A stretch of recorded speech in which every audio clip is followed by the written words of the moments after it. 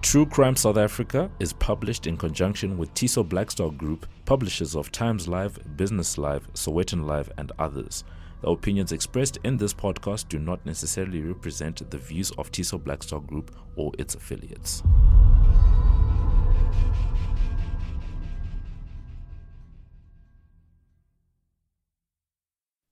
Welcome to True Crime South Africa. I'm your host, Nicole Engelbrecht, and this is not the mini-sode you were expecting. I had a bright idea near the end of November that I wanted to do something special for my listeners in December, to thank you for the amazing support you've given me throughout the year. I have some very interesting interviews lined up, but I'll only be able to release those in 2020. So I thought, instead, I'd do my best to release a full episode every week in December. I say do my best because the research process is intensive, and our friend load shedding is not helping, as clearly everything to do with the podcast either involves the internet or electricity. Anyway, I'm going to do my absolute best to bring you a full episode every Friday in December, so keep your fingers crossed. When I started looking into today's case, I was about 5 minutes into my research when I wondered what the heck I'd gotten myself into. Today's episode, episode 15, is the Wemmer Pan serial killer. The serial killer in question is Cedric Maake, and the reason I wondered what I'd gotten myself into is because this man is seriously complex. Through the years, we've collected research on serial killers, and to a certain extent, we probably feel we've come to understand certain things about them. We expect them to behave in a certain way. We expect them to have a particular victim profile and a specific modus operandi. We expect serial killers to operate within specific geographical areas or hunting grounds. Well, Cedric Maake wasn't having any of that. Trying to apprehend Cedric Maake would be like a snake catcher tracking a cobra, and just when he's about to grab the snake, it sprouts wings and flies off. I've referred to Cedric Maake as the Wemmer Pan serial killer, as that was his most well-known moniker. But he could have been called the tailor killer, the taxi driver killer, the street sniper, or the home invasion killer. That's right. Cedric Maake had 5 different modus operandi. He also had no victim profile, other than his victims being in the situations he chose. He killed people from almost every race: white people, black people, Indian people, and even Chinese people. He killed men and women. My strongest source for this case was Mickey Pistorius' book, Strangers on the Street. Pistorius would describe him as one of the most cold-blooded serial killers in South African history. I also used the book by Hanlie Retief called Bielefeld, a dossier of a serial sleuth. Before I give away too much though, let's get into episode 15, the Wemmer Pan serial killer. The following episode may contain sensitive material including descriptions of violence, sexual assault, or graphic descriptions of injuries to victims. If you feel you may be triggered by such material, please consider this before accessing our content. To access trauma counseling or services, please see the helpline information on our show notes. Very little is known about Cedric Maake's early life. He was born on the 10th of September 1963 in Limpopo. And although he'd never discussed much about his childhood, the one incident he would later describe as a defining moment in his life was when he was 12 years old and he had to undergo his traditional initiation. Maake claims that he was forced to live in the bush on his own for 3 months without food or water. He described this treatment as barbaric. Many African tribes have initiation ceremonies that they expect young boys who are coming of age to undergo. These ceremonies differ from tribe to tribe, and some are expected to prove their manhood by surviving on their own in the bush for a period of time. I've never heard of it being 3 months though. To my knowledge and the best of the research that I could do on the topic, usually the period is more like 3 days to a week. Cedric's father passed away when he was in grade 10, and he left school at that time to help care for his family. He moved to Johannesburg to look for work and became a plumber, eventually working for himself. Cedric had a wife and 4 children in Limpopo. She would later move to Johannesburg, and a girlfriend in Johannesburg. At 33 years old, he was living in La Rochelle, when, seemingly without trigger, he began a life of crime. On the 28th of December 1996, Antonio Alfonso was working in Hill Gardens Cafe in High Street, Rosettenville. Cedric Maake entered the cafe and, without warning, attacked Antonio with a hammer. He stole 400 rand from the cash register and fled. Antonio survived the attack. This was the beginning of what would be called the Hammer series in Marquis' reign of terror. Maake used his ill-gotten gains to celebrate the new year, and on the 6th of January 1997, he struck again. Megan Kanji was a 78-year-old tailor who owned a shop in Madison Street's Jeppe. Around 10 o'clock that morning, Maake entered Kanji's shop and told him that he was a plumber and he needed to buy a second-hand pair of pants to use for work. Kanji produced a pair in Maake's size, which he fitted and then handed back to Kanji.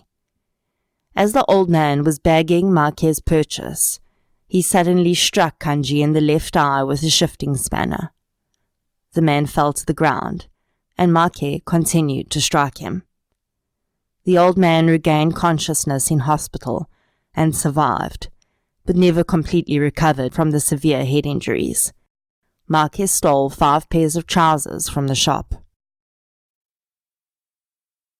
2 days later, Maake entered Terminus Butchery in Bezuidenhout Avenue, Troyville.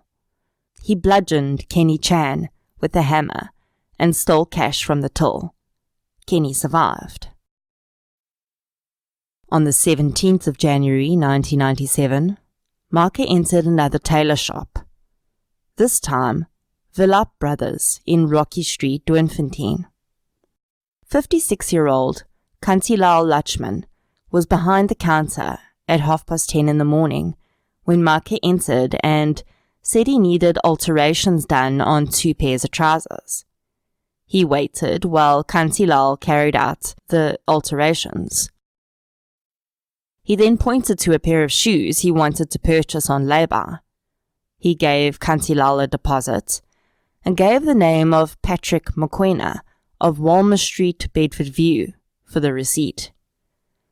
Maake pulled a hammer out of his bag and told Kantilal that the head of his hammer was loose and he needed it repaired. Kantilal directed him to a nearby hardware store. Maake left, had his hammer repaired, and then returned to Villap Brothers, saying he now wanted some underwear. When Kantilal turned around to get the underwear from the shelf, Maake attacked him with a hammer.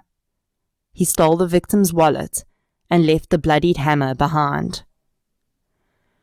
Kantilal suffered several skull fractures and a clot on the brain, but he survived.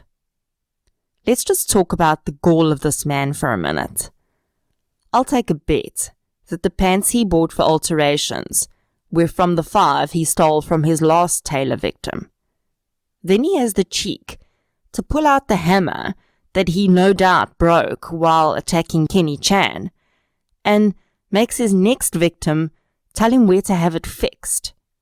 Then he comes back, attacks the man, and leaves the murder weapon behind. On the 22nd of January, Maake attacked Abdul Balbulia in his shop in Bree Street, Newtown. Once again, he acted like a prospective customer, and when the man's back was turned, he attacked him with a hammer. He stole Abdul's wallet and 600 rand. Abdul thankfully survived the attack.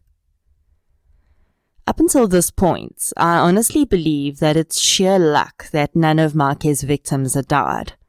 His motive was never robbery. You don't beat people unconscious with a hammer if you want to rob them. And these were mostly elderly men. He could have easily overpowered them. But unfortunately, his next victim would not be so lucky. The very next day, Maake walked into a shop in Horrendous Street, downtown Johannesburg.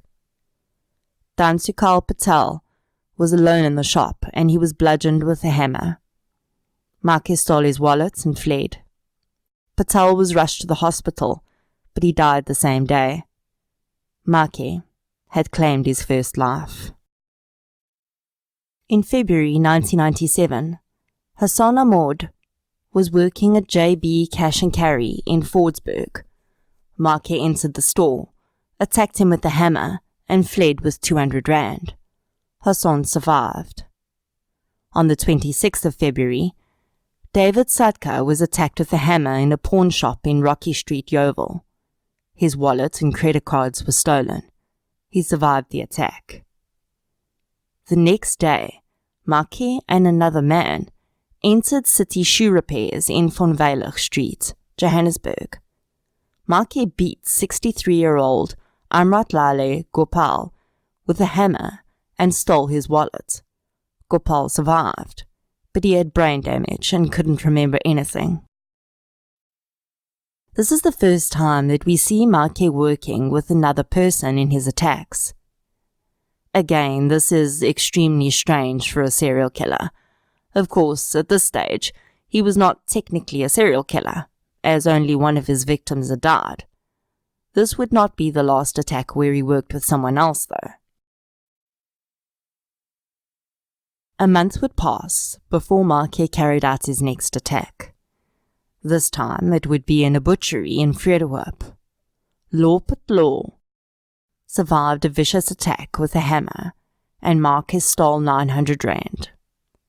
Again, another month would pass before, on the 22nd of April, Maake walked into Jay's Wholesalers in Commissioner Street, Johannesburg. He asked Yogi Dada if he could mend his shoes, and then suddenly attacked him with a hammer. Yogi fought back, and Maake fled the shop, leaving behind a bag of clothes and the shoes he wanted mended. Oddly, Yogi would later sell the clothing and shoes, so police couldn't collect it as evidence. Unfortunately, there's no more information about this specific crime to tell us when Yogi reported this to the police. If he wasn't badly injured, there's a possibility he didn't report it until much later. These first 11 incidents would later be termed the Hammer series. At this point, Cedric Maake had claimed one life, and the incidents were being investigated by different detective precincts in Johannesburg and hadn't yet been grouped. At this time in South Africa, the SAPS didn't have a computer system that could link cases by modus operandi, so no pattern was established. I can only guess that the fact that the bulk of the victims survived also caused the cases to be investigated differently. It's unknown why Maake suddenly decided to change to his next modus operandi, but after the attack on Yogi, he moved his hunting ground to Wemmer Pan. Wemmer Pan is a well-known lake and recreational area located to the south of Joburg city centre, and around this time it was an ideal spot for couples to spend private time together. And Maake seemed to know that too, because on the 27th of April 1997, he entered what would later become known as the Wemmer Pan series, and his second modus operandi. Maake was prowling Wemmer Pan when he came across Elijah Hlatswayo and Eunice Nkosapansi. The couple was spending time together in 58-year-old Elijah's Toyota Cressida, which was parked overlooking the lake. Maake approached the vehicle and, without a word, shot Elijah in the back of the head. He stole his wallet and his firearm and then forced Eunice at gunpoint to a nearby mine dump, where he shot and killed her too. When the grisly scene was uncovered, it was impossible to tell whether Eunice had been raped. Unfortunately, when police arrived at Elijah's home address to advise his family of his passing, the door was answered by his wife. They had to pass on the horrific news that not only had he been murdered, but he was with another woman when he died. Maake wandered away from the scene, and nearby came across another woman.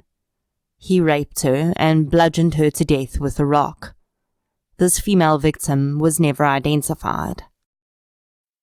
In one night, Cedric Maake had become a serial killer and rapist. The second modus operandi would be returned to later, but at the time, Maake waited a month, and then he moved to his third modus operandi. He began to target taxi drivers. On the 25th of May 1997, Maake boarded a taxi and stayed seated until he was the last passenger.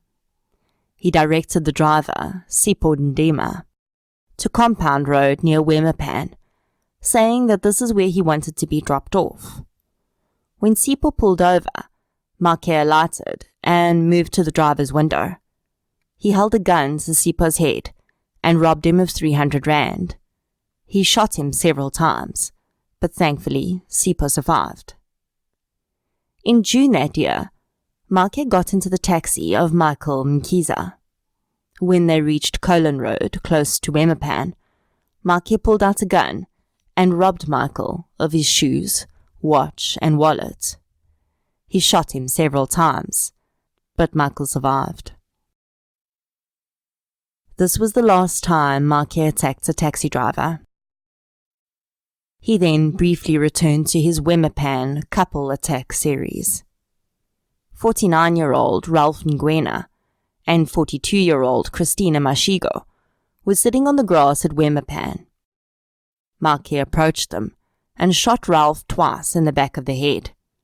A passerby discovered Ralph still clinging to life a little while later. Paramedics arrived quickly, but sadly Ralph passed away while the paramedics were attempting to stabilize him. Police later discovered Christina's body a few meters away from the scene. She had been raped and shot to death. Maake moved on to his fourth modus operandi after the murders of Ralph and Christina. This MO involved targeting random people on the street by shooting them. By now, Maake had gathered at least 3 firearms in his robberies. On the 16th of June, Dora Dlala was jogging along the Soweto highway near Crown Mines when Maake attacked her. He raped her and shot her, killing her instantly. On the 21st of June, Sonti Mohokoni was walking with 2 female friends near Highveld Technical College near Wemmer Pan. Maake approached the trio and started a conversation. Without warning, he pulled out his firearm and shot Sonti, who died on the scene. The 2 women fled, and Maake stole Sonti's ID book, 20 rand, and his shoes. On the 11th of July, Maake returned to the Wemmer Pan couple-killing MO. Jerry Naidu and his girlfriend Charlotte Ndlovu were sitting in Jerry's car at Wemmer Pan. Maake approached Jerry and asked him if he could show him how to use the cell phone he had. Jerry wound down his window, and Maake immediately shot him in the stomach and chest, fatally wounding him. He stole Jerry's wallet and then dragged the hysterical Charlotte out of the car and pistol-whipped her. He forced her to walk with him for a few meters and then robbed her of her leather jacket, spectacles and watch. He instructed Charlotte to flag down a taxi, and when one stopped, she managed to get inside, slammed the door closed in Maake's face, and shouted at the driver to speed away, which thankfully he did. The incomplete nature of this crime, with Charlotte having gotten away, possibly irritated Maake, because he struck again the very next day. 35-year-old Moses Ramotlawa and 26-year-old Dorcas Makachane were spending time at Wemmer Pan when Maake came across the couple. He shot Moses twice in the back of the head, killing him instantly. He stole Moses's wallet and then forced Dorcas to walk with him into the nearby tree cover. While they were walking, they passed a vagrant, and Maake told Dorcas that the man was his partner. Maake forced Dorcas to undress and raped her twice. He then gave her money to get a taxi home and tried to arrange a date with her. As Dorcas hurried away, he called after her, asking if she'd be going to Moses's funeral. Now we know that Maake had worked with a partner at least once before in the Hammer series. But I actually doubt that he even knew the vagrant. More likely, he'd been as surprised to see the man as anyone else, and was possibly concerned that Dorcas might try to get the vagrant's attention to help her. I must say it was pretty quick thinking on his part, albeit cold-blooded, to further terrify his victim, who had just seen her boyfriend murdered and most likely thought her own end was near, by making her believe that the threat was even larger than one man. Whether the vagrant even saw Maake and Dorcas is unknown, but he unknowingly played a role in keeping her under control. Maake seems to have taken a liking to certain women, as he would let some go and others he would kill. Perhaps it had something to do with how compliant they were. But the cheek to ask for a date, and then sickeningly ask her if she was going to attend her boyfriend's funeral. Well, yes, it blows my mind. After this murder, the Wemmer Pan series was coordinated into one investigation and placed under Brixton Murder and Robbery Unit. The investigation was headed up by Captain Piet Bijleveld. Bijleveld was known as South Africa's top cop and a super sleuth. In his SAPS career, which spanned 40 years, he investigated some of the most high-profile crimes in South African history and had a 99% solve rate. Bijleveld passed away in 2017 after a short battle with cancer, but at the time that Maake was stalking lovers at Wemmer Pan, Bijleveld was in his prime, and Maake may not have known it at the time, but he had a serial killer slayer on his tail. Bijleveld determined at the time that all of the Wemmer Pan slayings had occurred between Friday and Sunday. Maake was many things, but he was not a stupid man. He knew that couples would most likely be at Wemmer Pan on the weekends. 4 days after sending Dorcas on her way, Maake was back at Wemmer Pan. 26-year-old Stanley Kolobe and his partner Emily Madiba were parked in their car when Maake held them up at gunpoint. He forced them to get out of the vehicle, and then he took his sexual sadism to a different level by forcing them to have sex with each other while he watched. He stole Stanley's wallet and then had the couple get dressed and walked them into the tree cover nearby. Stanley made a run for it and managed to get away, but Maake raped Emily and shot her before stealing her leather jacket and watch. Thankfully, Emily survived. On the 18th of July 1997, Maake would reach a crescendo of sorts by killing 5 people in one day, using 2 different MOs and 3 separate incidents. His first 2 victims on this day were 25-year-old Samuel Malema and his girlfriend, Catherine Lekwane, also 25. The pair were walking along Main Reef Road in Langlaagte when Maake approached them with his gun drawn and demanded Samuel's wallet. Samuel put up a fight and received 3 gunshots to the head. Maake then shot Catherine in the knee, presumably so that she couldn't run away as he'd experienced before, and dragged her into the bushes, where he raped her twice before fleeing. He then proceeded to Claremont, where he came across David du Plessis and Sarah Linkpane on Princess Avenue. He shot and killed David before raping Sarah and then shooting and killing her too. He stole the shoes off David's feet.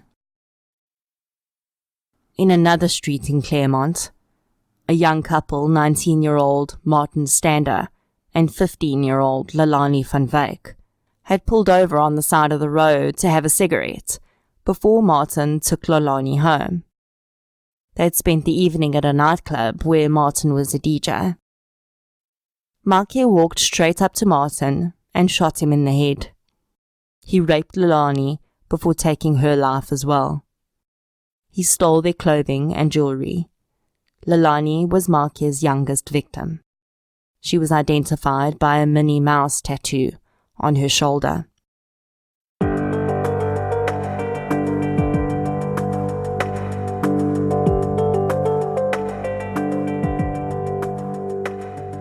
After this insane spree, Maake had just 1 week downtime before he saw Haniel Mitiotsi and Doris Mangapela walking on Boyson's Reserve Road.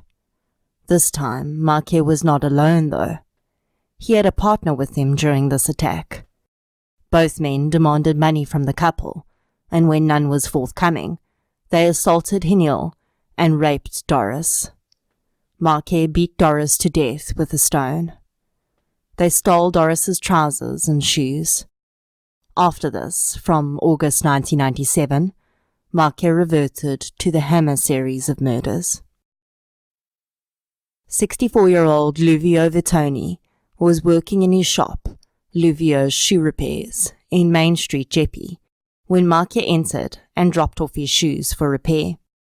He returned the next day to collect them, and when he did, he inquired about some belts that Luvio had for sale hanging behind the counter. Luvio passed him one, and Maake tried it on. He then pulled out the hammer and hit Luvio in the face. Luvio lost consciousness, and when he woke a while later, Maake was gone, but he'd left his bag behind, as well as the hammer. In the bag, Luvio found shoe polish, an empty wallet, and the shoes he'd just repaired. Luvio sold the items before they could be collected as evidence. Okay, I'm sorry, but what is it with these victims selling the evidence? I don't mean to sound harsh or unsympathetic, but a guy smacks you in the face with a hammer and you sell the stuff he leaves behind? Maybe they realized that there was no identifying information in the bag, but those items probably belonged to other victims. Anyway, it didn't really make a difference in the end, but I just found that really odd. Another odd thing is Maake's obsession with shoes. He's constantly stealing his victims' shoes. He robs and attempts to murder several shoe repairmen, and he carries shoe polish around with him. On the 16th of August, 53-year-old Natvalal Gangaran opened SK Tailors in Tramway Street, Turfentine, for business. The last thing Natvalal remembers is switching on the iron to press a pair of trousers. Maake attacked him from behind with a hammer and stole his wallet. Natvalal survived. On the 19th of August, a cleaner arrived at Carolio stores in Bertram's Road to find Isop Hassan in a pool of blood on the floor. Maake had attacked him with a hammer around 10:30 that morning. He survived, but he had no memory of the attack. On the morning of the 29th of August, 56-year-old Kanu Parbu opened KB Patel Tailors in Rocky Street, Yeovil. Maake attacked him with a hammer and stole his wallet. Kanu died in hospital a little while later. On the 14th of September at SA Wholesalers in Pine Avenue, Fordsburg, Abdul Karim was attacked with a hammer, but survived. His wallet was stolen. 5 days after that, 75-year-old Harjivan Daya left Ndaya Tailors in Crown Road, Fordsburg, to go to the toilet. When he returned, he was attacked from behind with a hammer. His wallet and a bag of clothes were stolen. Thankfully, he survived. On the 4th of October, Maake killed Mohammed Ibrahim, who was working in Badat's store, La Rochelle. Mohammed sustained severe head and neck injuries, and his body was found by a customer later that day. Cash had been stolen from the register. 10 days later, Maake struck again, killing Jacinto Serrano in Good Hope Cafe in Turfentine by beating him to death with a hammer. He stole some cash from Jacinto's person before leaving. On the 18th of October, Eduardo Augusto was approached by Maake in Soweto Wholesalers in Ophir Road, Boysons. He asked Eduardo for a plastic bag, and when the man bent down to get one, Maake struck him over the head with a hammer. Eduardo survived, and Maake stole the entire cash register, which contained 500 rand, Eduardo's ID book, and 30 rand from Eduardo's pocket. 36-year-old Mahesh Vallabh was approached by Maake and a female accomplice while working in Jay's Tailors in Von Veilig Street. The pair said that they wanted to buy underwear, and then attacked Mahesh with a hammer and stole 500 rand before fleeing. Mahesh survived. On the 4th of November, Anil Mehta's son dropped him off at his shop in Protea Centre at 6 a.m. At 8 a.m., one of his employees arrived for work and found the shop locked. Inside, she saw Anil's bloodied body laying on the floor. A security guard kicked the door open, but Anil died on the scene. A bag containing 2 pairs of jeans and an invoice was found on the counter. Maake had once again prepared his prey the day before by having the man do alterations for him. When Anil opened that morning, he'd been surprised to find his customer waiting for him to collect his jeans. He'd been beaten with a hammer. Around this time, Captain Piet Bijleveld, who was assigned to the Wemmer Pan series, received news from his superiors that he'd be receiving another high-profile series to investigate. The Asian community in Johannesburg were up in arms over the continued attacks on tailors and shoe repair businesses in the area. As the community discussed the cases among themselves and the surviving victims spoke to one another about their experiences, they came to believe that the same man was responsible for all of the hammer attacks. Feeling distrust in the police, because they had not yet apprehended the perpetrator, they spoke to the then Minister of Safety and Security for Local Provincial Council, Jessie Duarte, and demanded that she ensure the police start investigating the hammer attacks as one series. This was handed over to Bijleveld and his team. At this time, of course, there was nothing to suggest that the Hammer series and the Wemmer Pan couple killing series were connected in any way. It wasn't uncommon in the 90s in South Africa to have 2 serial killers operating in the same area at the same time. So Bijleveld, who'd been specially trained to catch serial killers, came up with a plan to put surveillance on the tailor shops and shoe repair stores in the area, hoping to catch the killer red-handed. Unfortunately, the community were not satisfied that the cases were being investigated properly, and they went to the media. Within days, Bijleveld's plan to run surveillance in the area, all the names of the victims, including the surviving ones, and all the locations of the incidents, was splashed all over the front pages of newspapers. Maake, now aware that the police were investigating, abandoned the Hammer series.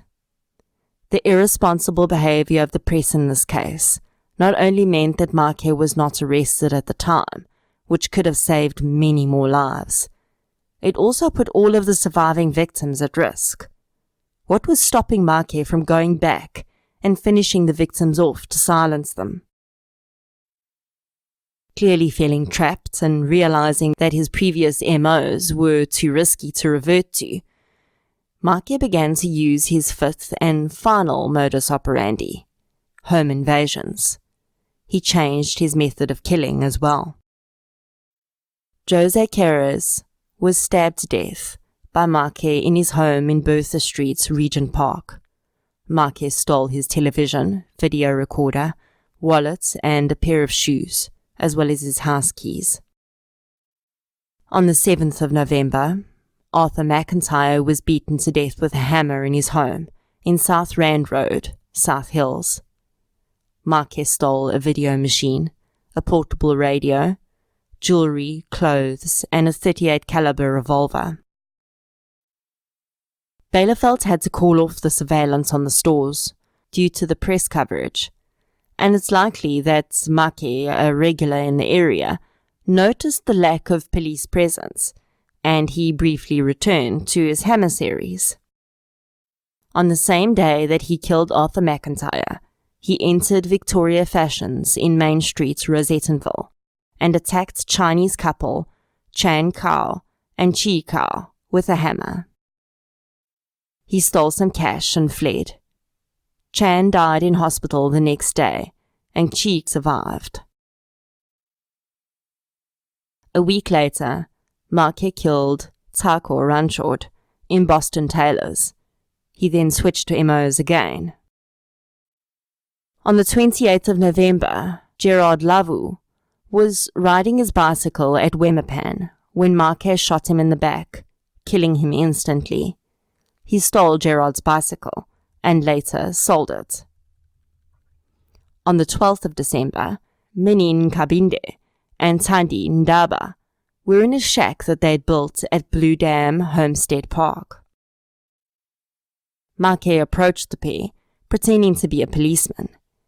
He said that he was looking for stolen property and searched through their belongings. He then instructed the pair to follow him to his vehicle. They complied, and Maake pulled out his firearm and held it to Minnie's head. He proceeded to rape Thandi several times and then shot and killed Minnie. Later that same day, Maake broke into the home of Cyril Slattery in Turfentine and bludgeoned him to death with a hammer. He stole a TV. 2 days later, 25-year-old Enoch Mngoma and 24-year-old Diliwe Ngogela were walking through the veldt in South Klipriviersberg Road in Morford View when they were attacked by Maake. He forced them to have sex while he watched, and then fired a warning shot at them to scare them. He raped Diliwe and released her when she promised not to identify him. He robbed Enoch of his clothes and watch, and left him unharmed. On the 19th of December, Maake came across Bongani Gama and Ntombifuthi Nzomalo in Pioneer Park. He shot Bongani in the back, killing him instantly, and then abducted Ntombifuthi and took her to Wemmer Pan, where he raped her twice. He forced the woman to walk with him, and they crossed paths with two men, one called Richmond Febana. Maake shot Richmond and stole his shoes.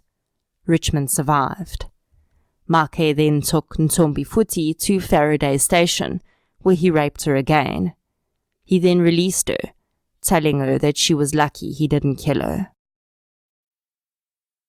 It would later emerge that Piet Bielefeld had an ace up his sleeve at this time.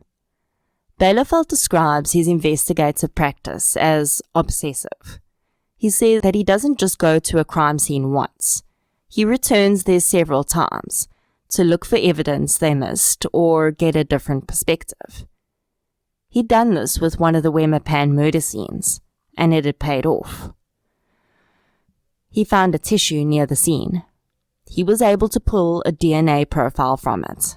Bielefeld was slowly collecting a trail of DNA from the rape victims too. Bielefeld spoke to the surviving victims, mostly women, who after being raped were released if they begged for their lives. They described the man as small in stature, but strong and very aggressive.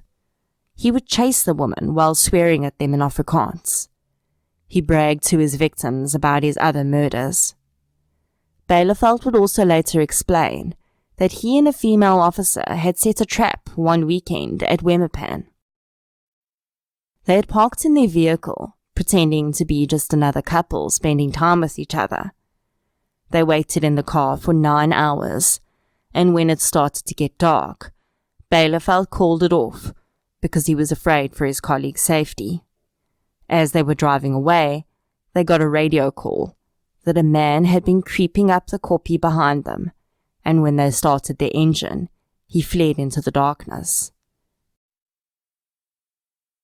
Then, quite unexpectedly, in late December, Bielefeld got his break. A member of the public called in to say that there was a strange man lurking around a local hotel.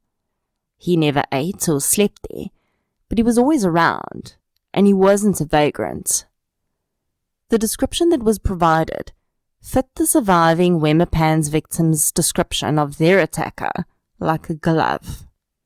He was a small, thin man, neatly clad in green trousers and a grey jersey with a faded printed face on it. The caller also said that he thought he might be in a relationship with a woman who lived in the hotel.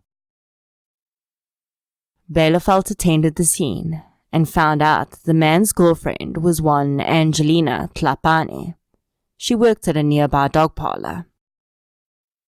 The police instructed the informants not to alert Angelina to their presence there that night. On the morning of the 23rd of December 1997, Bielefeld and his team started surveillance on Angelina. At about 11 o'clock, she got into a taxi and travelled towards Jeppe.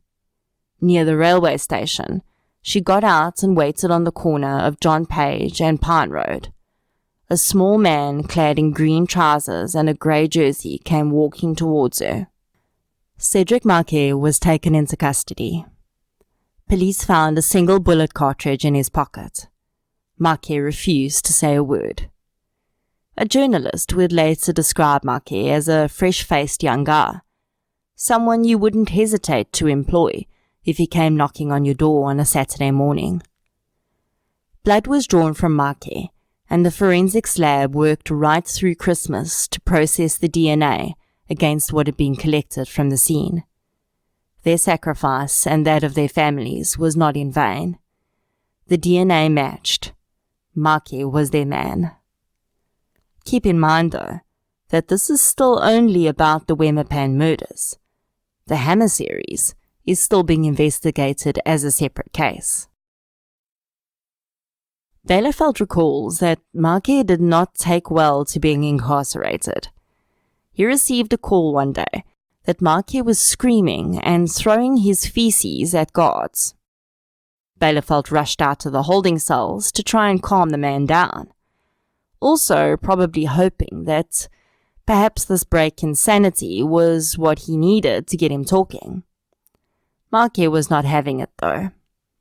Pip tried to make a connection by offering him a cigarette. Maake screamed at him that he didn't smoke, but took the cigarette anyway, put it behind his ear, then pulled it out and crumpled it to pieces. For 3 hours, Maake screamed at Bielefeld that he had no idea what he was talking about. Bielefeld had learned that Maake had a special connection with his mother, and he used this to calm Maake down by offering to arrange for his mother to visit. The next day, Bielefeld confronted Maake with the DNA results. Maake smiled and admitted that he was the Wemmer Pan killer. An independent officer then accompanied Maake as he pointed out the scenes. He had given most of the items he'd stolen from his victims to his mother. Bielefeld took Maake to Limpopo to retrieve the items, but also to keep his promise about seeing his mother. During the visit, Bielefeld discovered that Maake's mother had been one of 2 wives to Maake's father. Polygamy is common in many African cultures. After Maake's father died, he and his mother had become second-class citizens in the household, with the other wife and her children taking most of the inheritance left behind. They were left destitute. Maake expressed an intense hatred for his father after having left them in such a situation.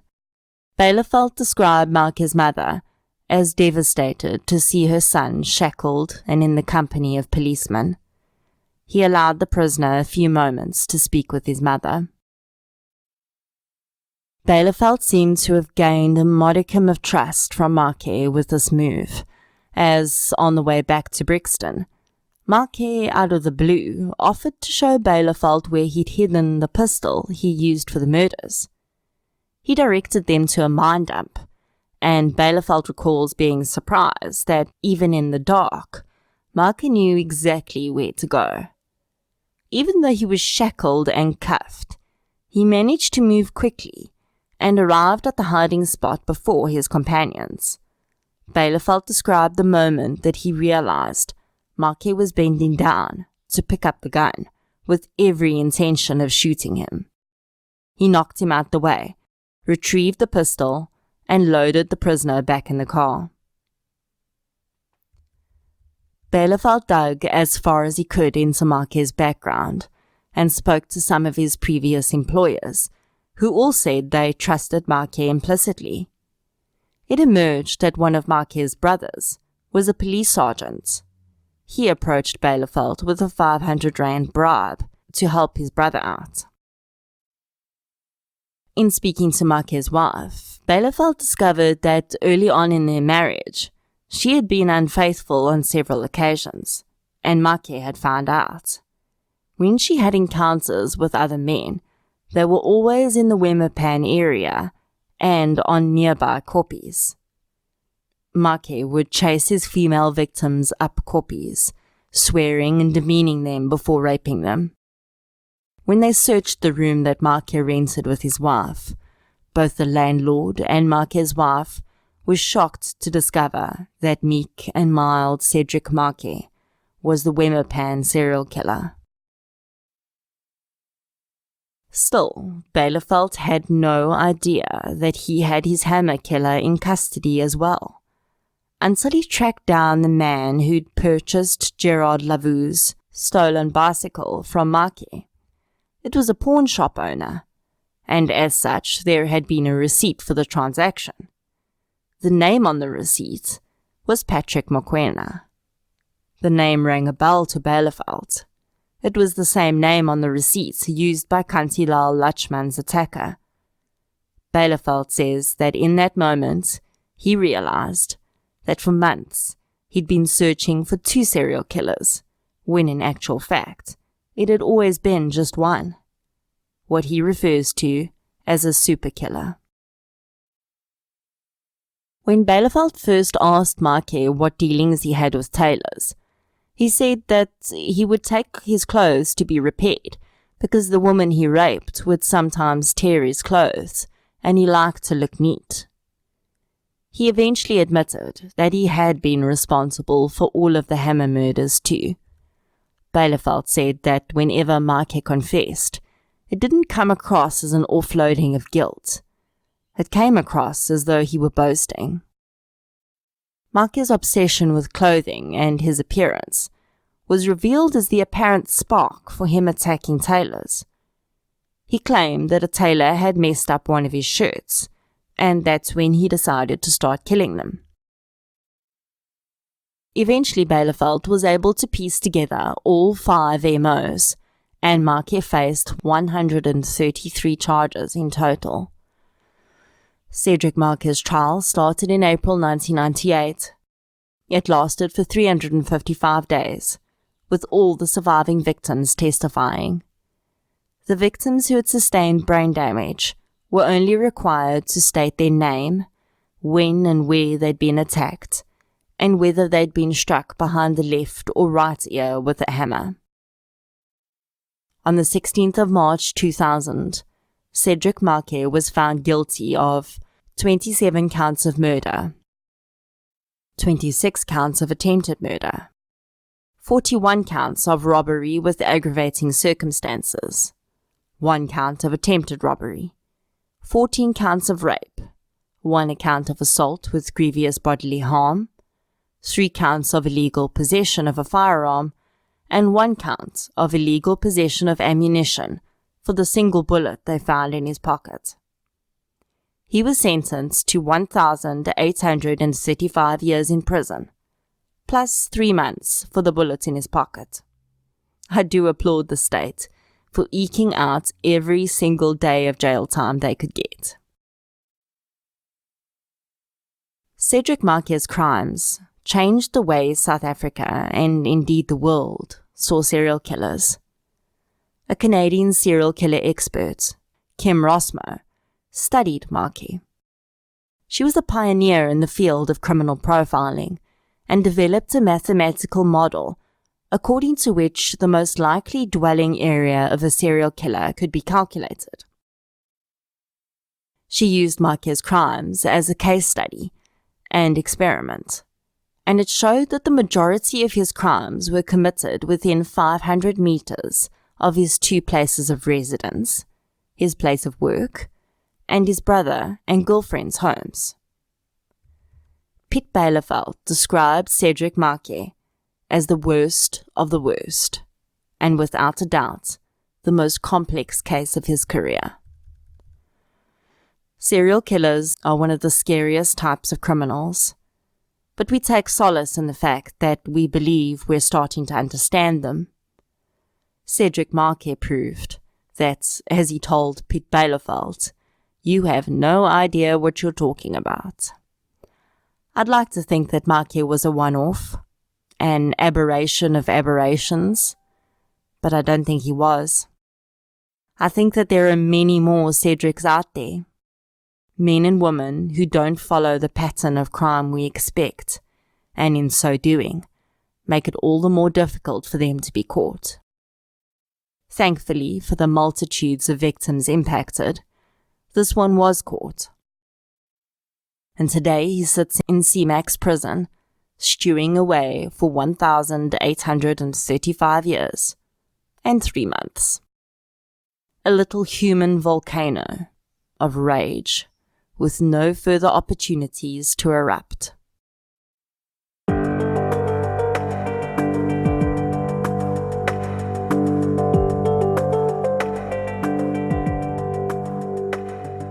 Thank you for listening to episode 15, The Wemmer Pan Killer. If you enjoyed this episode, please be sure to subscribe to the show on the app that you're using to listen. You can also follow us on social media. We're on Facebook, Instagram, and Twitter. I'll be back next Friday, hopefully with another full episode as a December bonus. Until then, thank you for your support, and I'll chat to you soon.